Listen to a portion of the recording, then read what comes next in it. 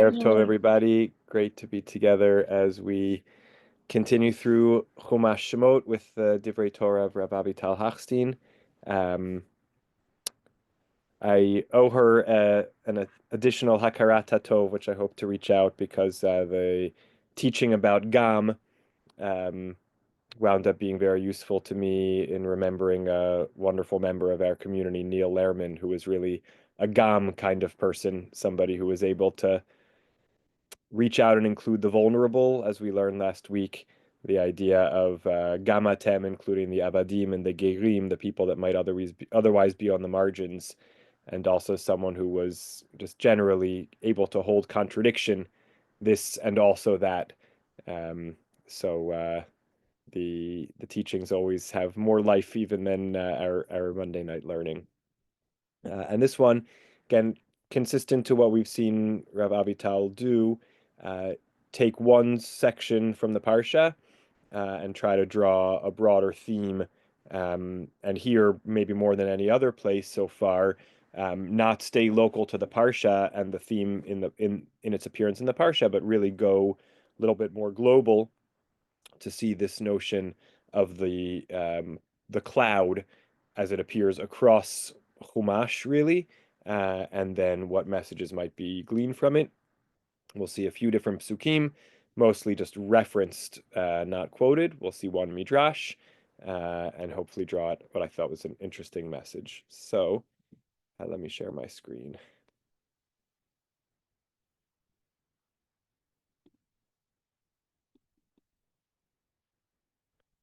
Okay, this is called Let Us Not Long for the Desert, Reflections on the Pillar of Cloud. From Beshalach 5777, again, 8 years ago, these Divrei Torah were written and shared.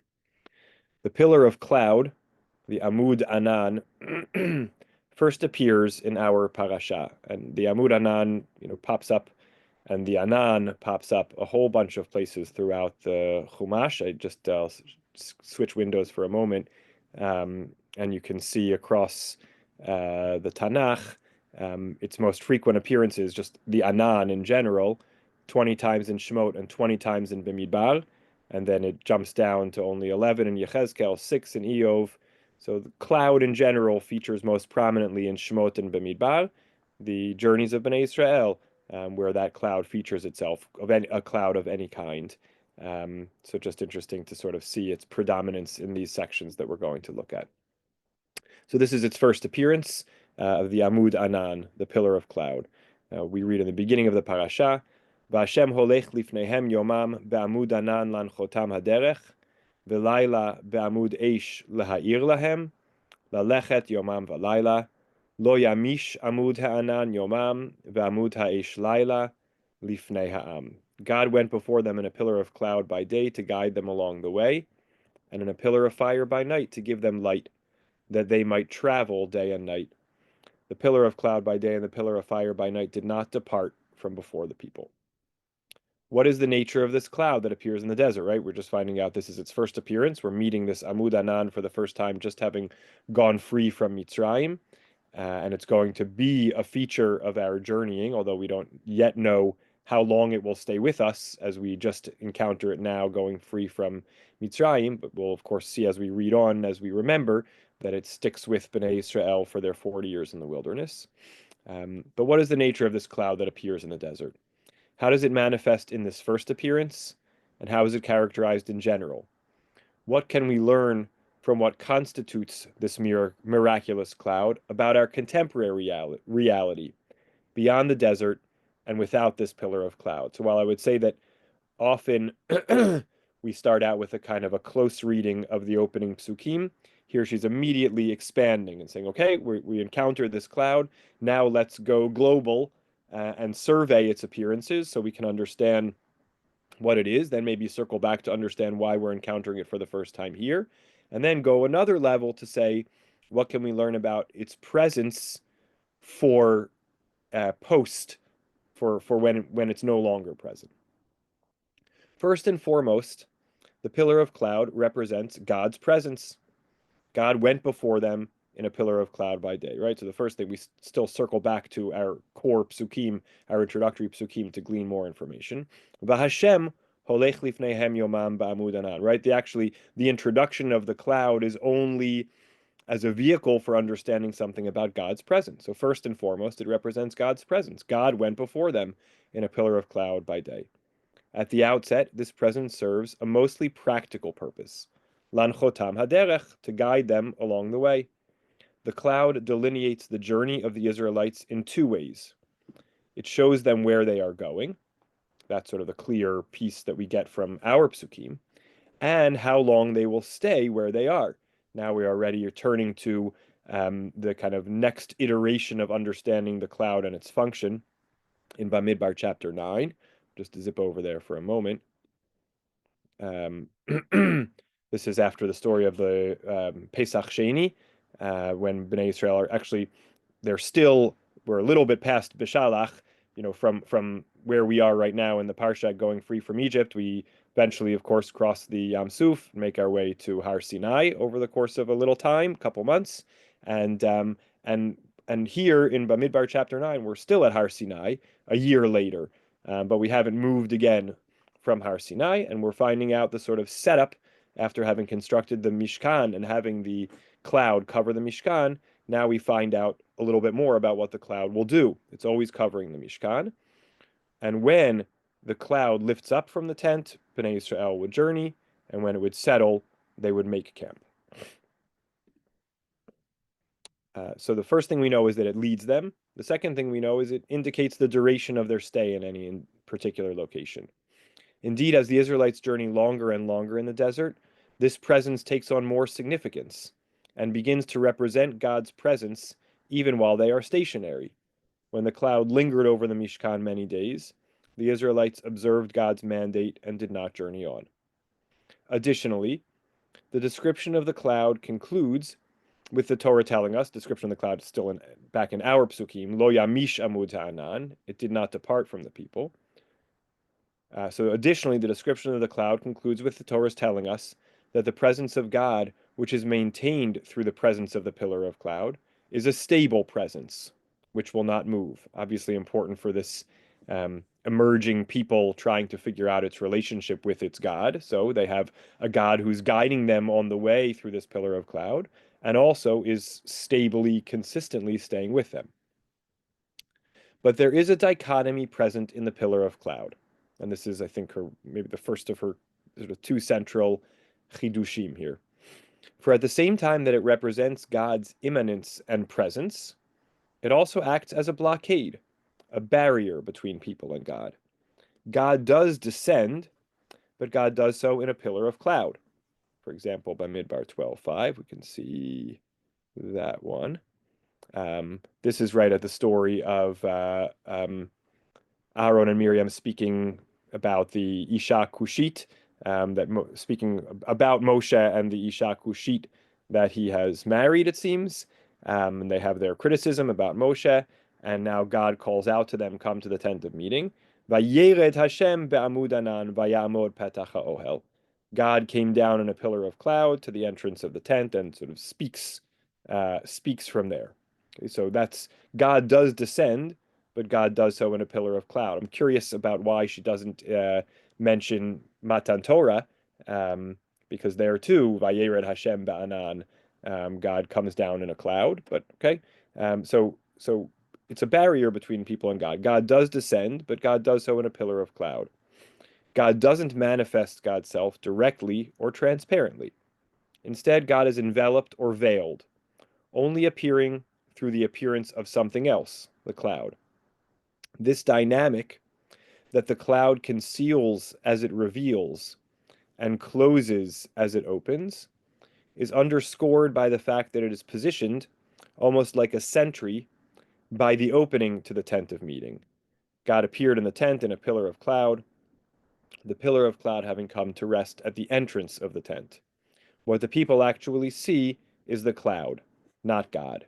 Now, we could surmise all kinds of appropriate reasons for a God who is not meant to be seen. Therefore, the best we could get would be a cloudy God. The fact that there's anything somewhat perceptible which manifests God's presence, is more than we might have expected. But still, she's coming from the other side, saying, if God is going to appear, whatever that is, let God appear. God comes, and the cloud manifests God's presence, but still at the same time, it clouds God's presence.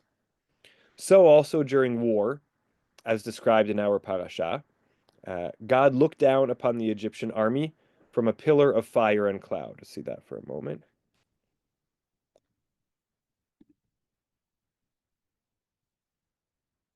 Once Bnei Israel, the waters are split, they go through on dry land.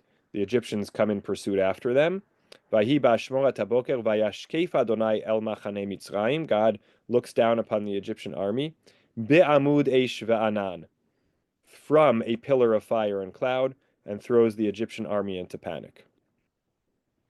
God doesn't look at the war and the attackers directly, but rather always through the pillar of cloud. This verse reveals something fascinating. Not only do the people come to encounter and investigate God through the cloud, but this is also how God looks at humanity. I think this is a remarkable point. On the one hand, it's obvious. If this is how we see God, this is how God sees us. But we could certainly, we could attribute anything to God. So it could be that when we look at God, we see the cloud, but God doesn't need to look at us from out of a cloud. When God is, again, these are all just personifications, anthropomorphisms, but when God is looking down from heaven, why does God have to look from within a cloud? Again, one answer might be because we already know the cloud is around, so God is in the cloud. That's how we see. So that has to be how God is described. But she's pointing out that maybe this adds a layer that God is also shrouded, even from God's view of us. God sees us through cloud. Not only do people come to encounter and investigate God through the cloud, but this is also how God looks at humanity. It's specifically in this military context that we can see the way in which part of the cloud's role is to separate. This is true not only between Israel and their God, right, as we've seen, that the cloud, separates God from us. Even as God approaches us in the cloud, it creates that distance, and God sees us through the cloud. So not only between Israel and their God, but also on the human level, as it separates between people.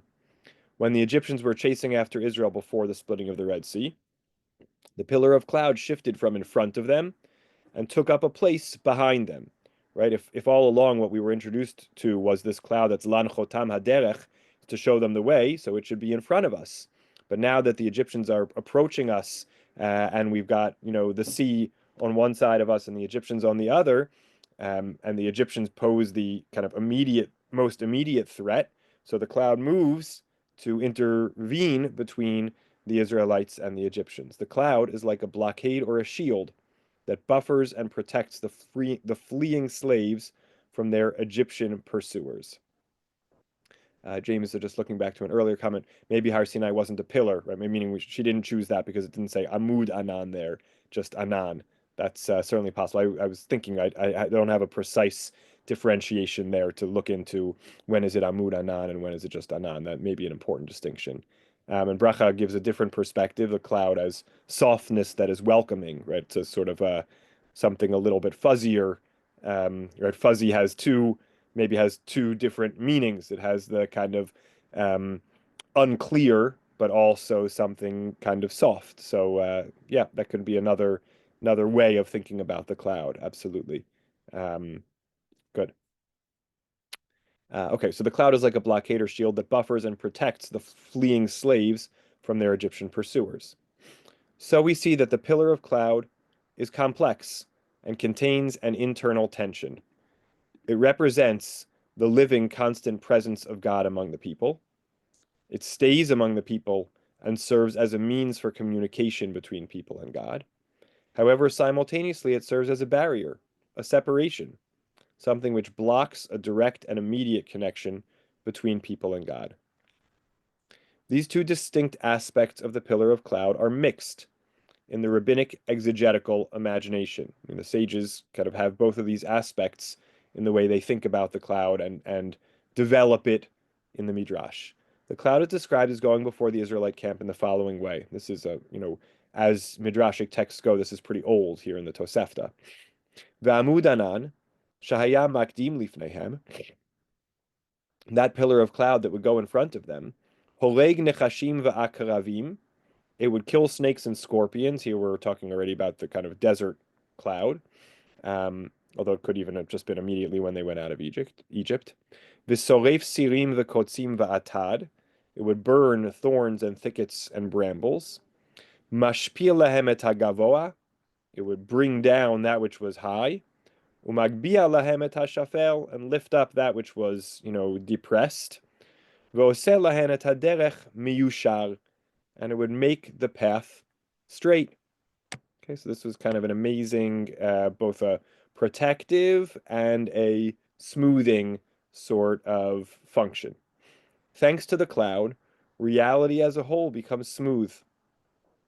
However, this easing of the way is only possible because the cloud serves as a buffer, which in a certain way separates the Israelites from reality, right? So again, both of those dimensions, it's sort of protective, but also then kind of dampening or reducing our access to, not to it so much, but to the world. Moreover, the protection of the cloud is complex, and it is difficult to figure out the way in which the cloud acts as protection. Does it stem from its presence and closeness, or rather from its ability to separate? It appears to be both.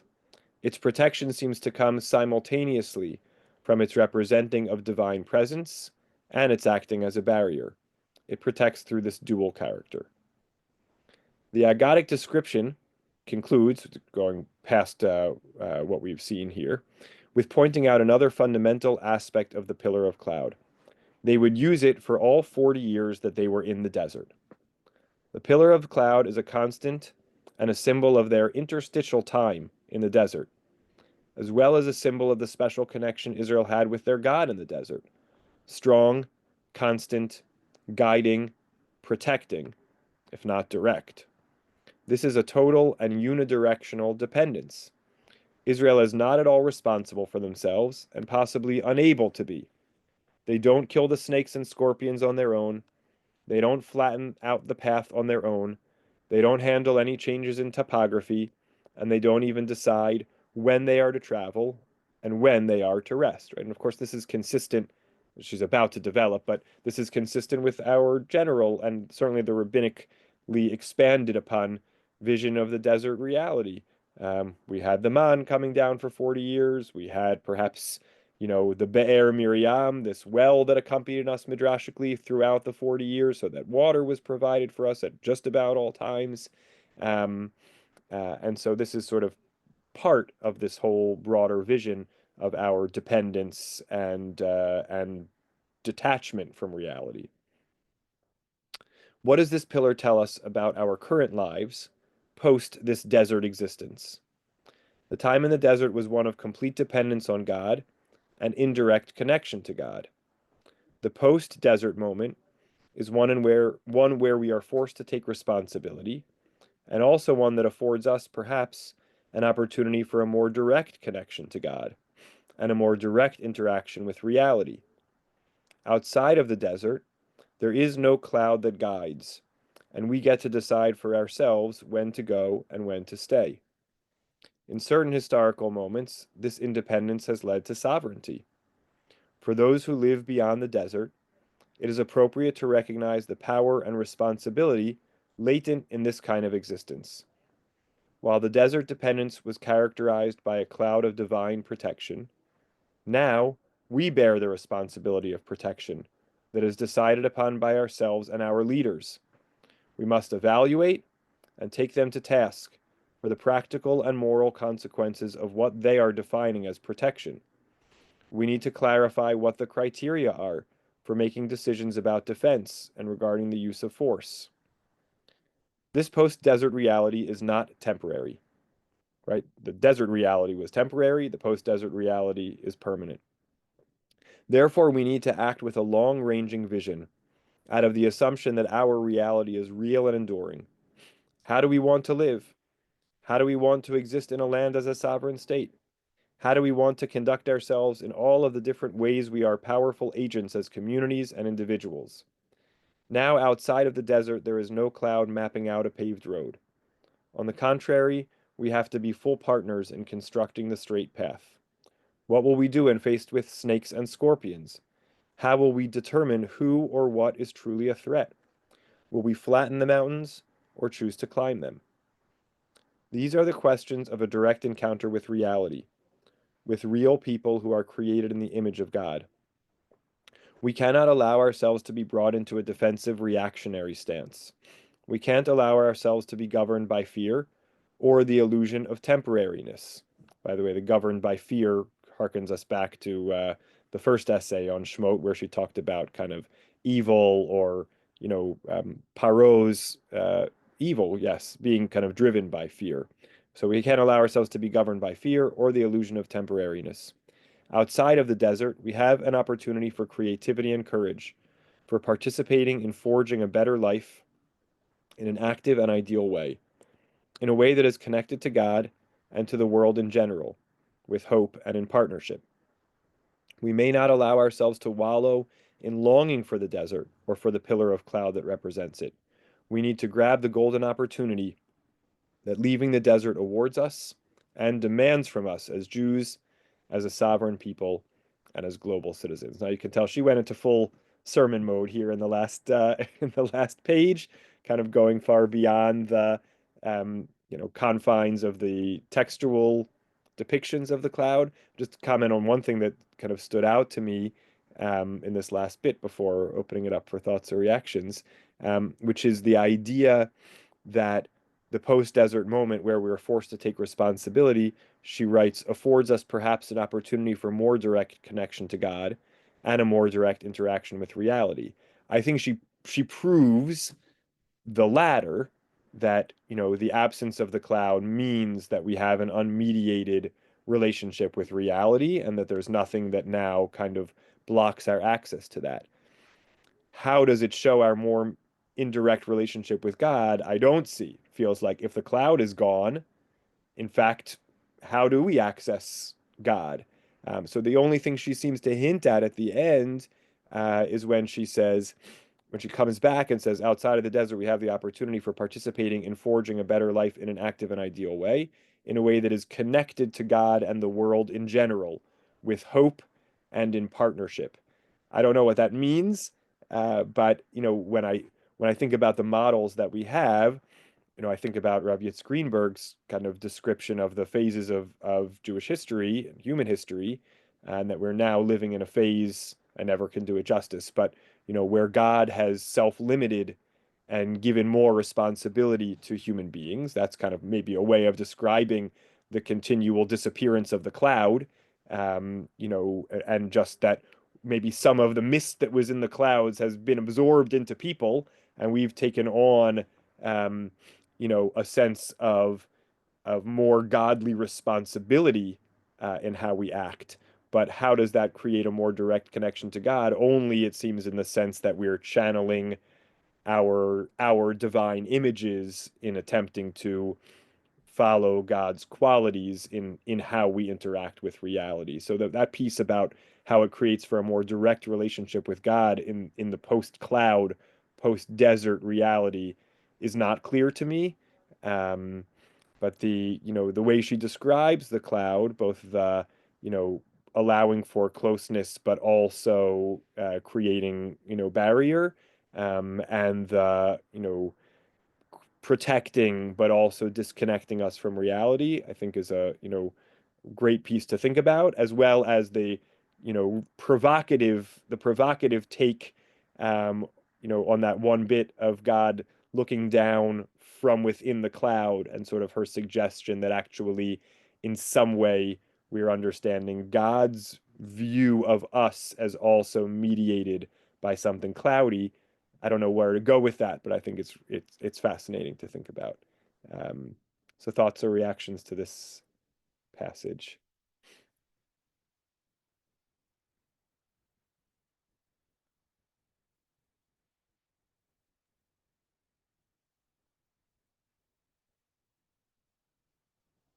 Lance, thank you for starting us Um, off. I have a question. When does the cloud end? Good question. The Midrash sort of says that it ends at the end of the 40 years. Do we have a kind of last mention? It's a good question. Um, there was a reference to Devarim. Let's see if we can find that again. Hold on. Um, hold on a second. Devarim 31, 15. Bear with me a moment because this is a good question to try to delve into.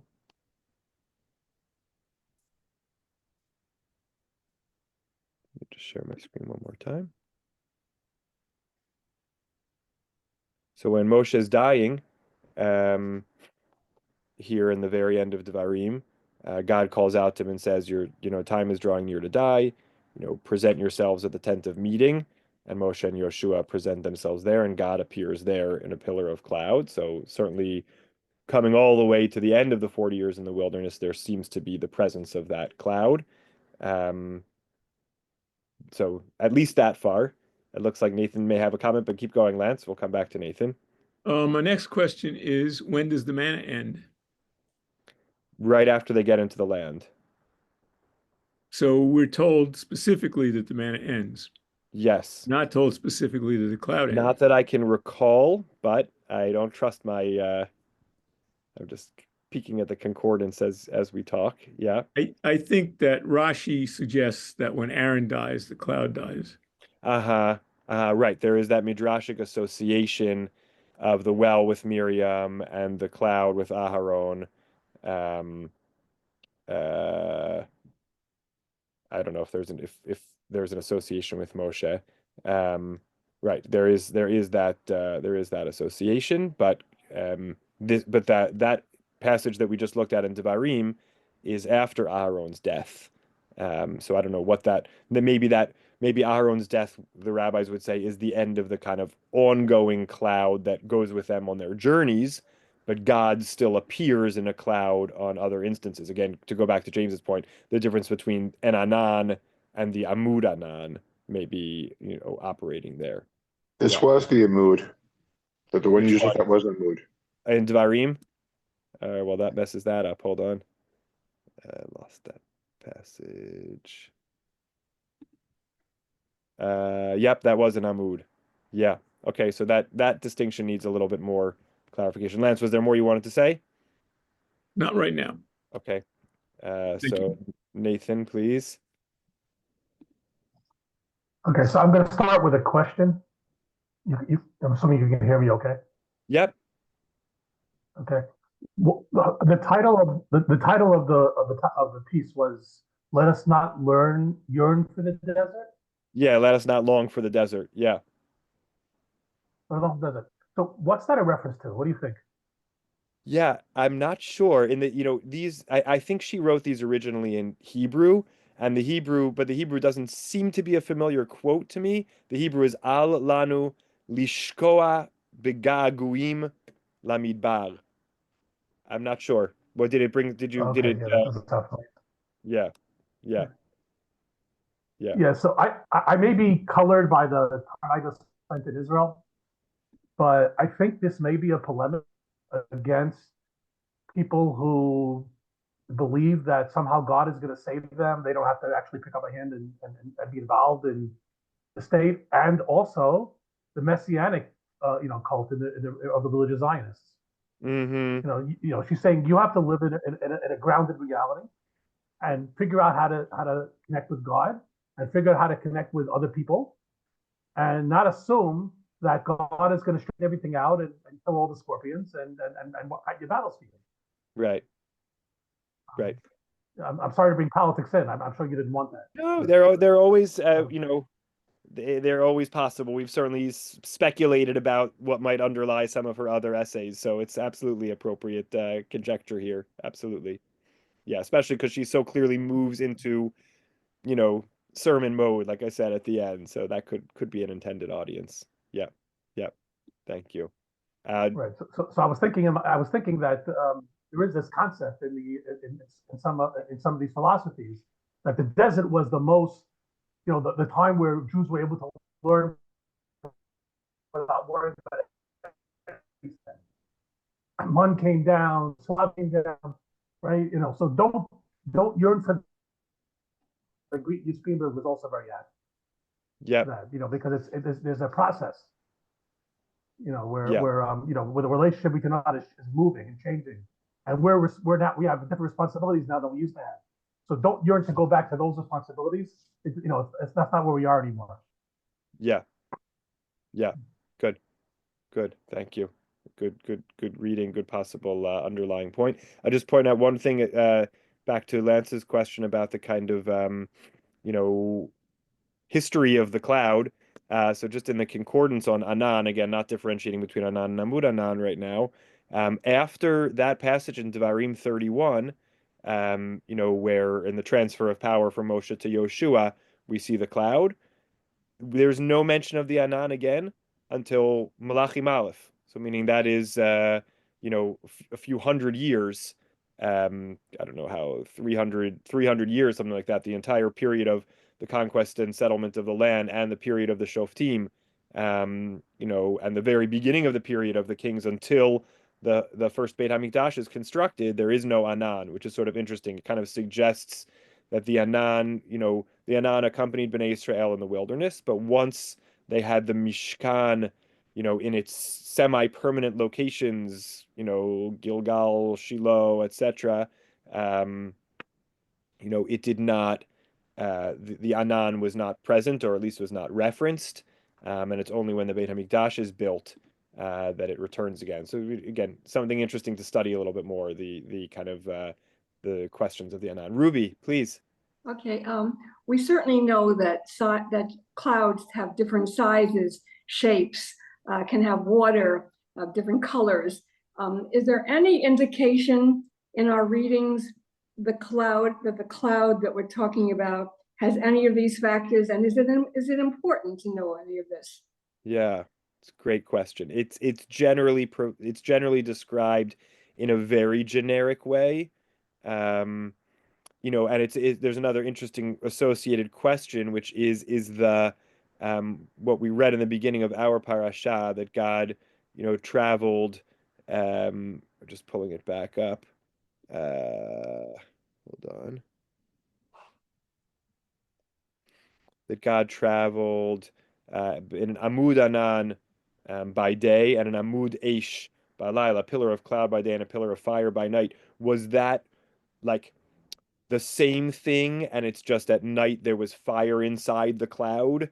Or were they really actually totally different things? And if so, then the cloud, doesn't have any clear description in the Torah, which of course begs the question, like how was it obvious to Bnei Israel that this cloud was God, as opposed to any other cloud of any kind that might have just been hovering around? I guess typically, you don't have clouds so low, maybe. But it really is an interesting question. Like, was there anything visually distinct about this cloud? I'm sure the Midrashim give answers to this question, but the Pshat doesn't seem to describe the cloud in any unique way in terms of size or color or texture or anything like that. Yeah. Yeah, I mean, again, back to that point, other than the possible question, what is an Amud Anan, a pillar of cloud? That makes it sort of seem like, something a little bit vertical, a little bit with a sense of thickness or substance to it.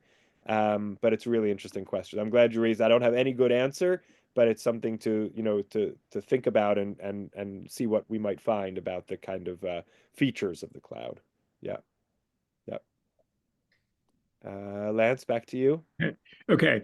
My question is, isn't the promised land, isn't the land of the prophets, isn't the Israeli IDF and their pagers, aren't they magical? I mean, where's reality by itself? Aren't magic and reality intertwined? Yeah. Yeah. I was not attempting to claim anything to the contrary. Well, I think Rabbi Hochstein does. How so? She says, the responsibility is now ours. as Mm-hmm. we live in a real world. Mm-hmm. And, there's no, there's no question that you want to say that and people believe that, but there's also a possibility that this is all rigged. In Mm-hmm. fact, the words that I'm saying are someone else's words. Interesting. Great. Great. I see James threw in a possible additional context um, to Rabbi Hochstein's words. You can check out that link. Bracha, please. Just on Lance's last comment, doesn't the change to reality and now we have to take responsibility, doesn't that give us an opportunity to be part of the magic? Yeah, Excellent Yeah. point. absolutely. Very good.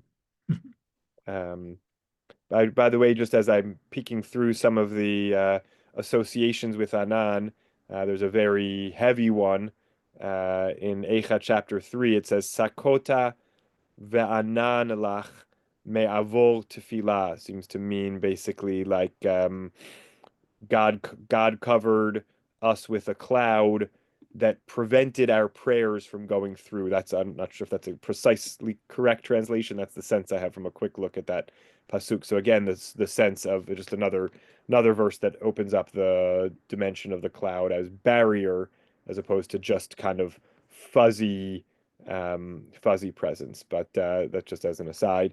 Thank you, Bracha, for that, for kind of the comment also about the cloud inviting us in to sort of participate in the magical enterprise. Um, Dad, please, Dad and Mom.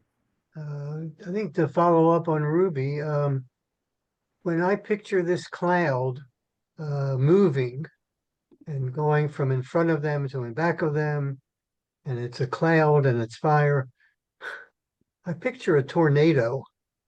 I mean, I can't think of um, any other meteorological item that looks like a cloud that can do the things that this cloud is described as doing. Mm-hmm. Mm-hmm. Uh, Interesting.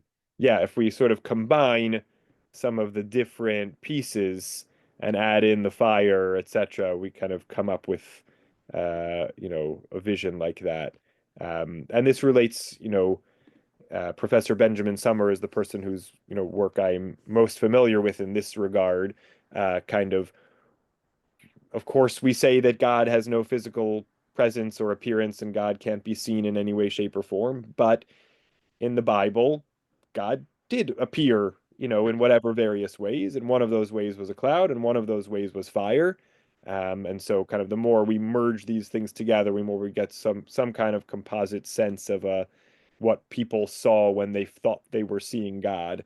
Um, and kind of an interesting sense of tornado as the when I think of tornado, I think about a kind of a dynamism, and yet when I think about the pillar of cloud, I actually sort of think about a more of a stillness.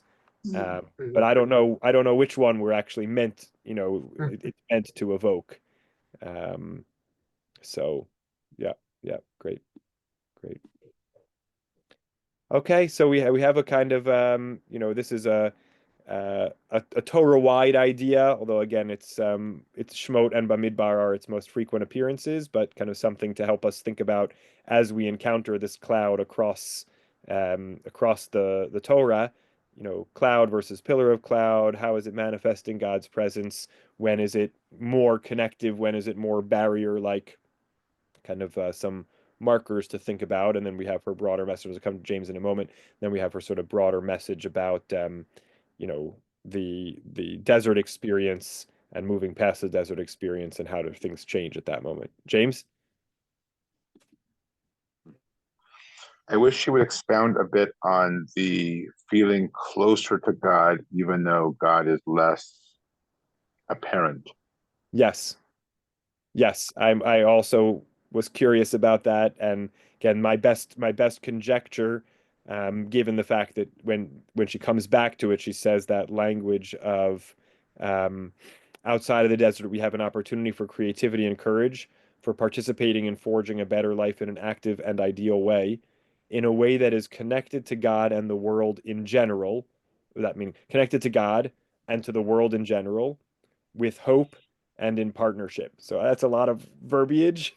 And I think I'm zeroing in on the in partnership part to sort of say we feel connect when God is no longer as imminent, even if imminent, but also, barrier, but when God is no longer even at all manifest because the cloud is gone, then the connection comes through the fact that as independent agents, we are trying to be covenantal partners with God, and that's how we feel close to God. We don't have God's presence in the same way, but we say, well, now we're the agents carrying out God's work, and that helps us feel connected to God, but that's a more distant sense than the fuzziness of the cloud. It feels like taking over for God, Right. a lot less partnership. Mm-hmm. Mm-hmm. Yeah. As usual. Better question than answer. Thank you. All right. Cloudy. Cloudy and lots to think about.